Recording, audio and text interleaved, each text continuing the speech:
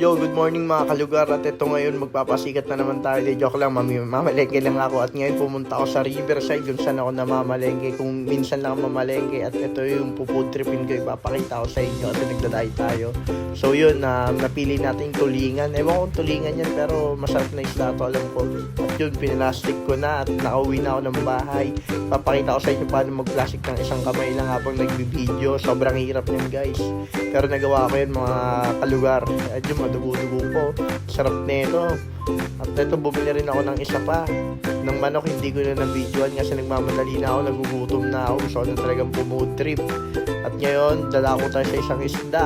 Ididikit ko para makita yung dalawang food trip ko, diba?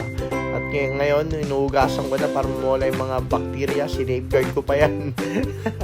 Yan, ngayon, ilalagay ko na sa oven. Ibawugis ng ano, no?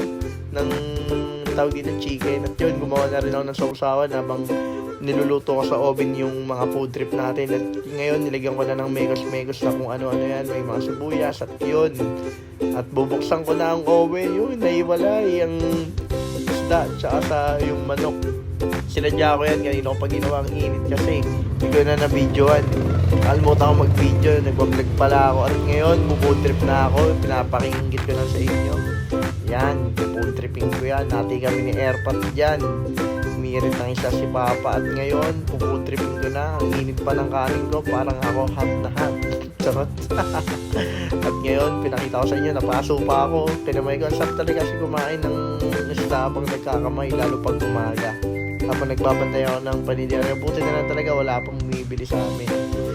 Yan, pero marami nang bumili kanina. Pero ngayon, wala pa nung timing talaga na kumakain ako. At ngayon, after ko kumain, nag-take ako ng barley. Yung barley na to, galing Japan to Japan made yan, kaya solid yan. Pwede mga luwan ng gatas. At ngayon, bumili rin ako ng mantomas para dito sa malapit na manok. Kinain ko na ng hapon yan. At ngayon, papakita sa inyo paano kumain. Sponsor ko yan, yung mantomas, pero joke lang yun.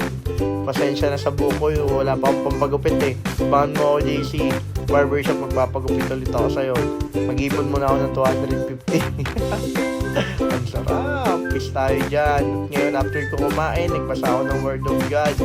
Sobrang maganda talaga tong Book of Awit or Psalms. Dalawang buring binabasa ko. At ito, dumating na yung regalo ko sa mga pamangking kong malupetos yan. Lakers, tsaka Bulls. Yan.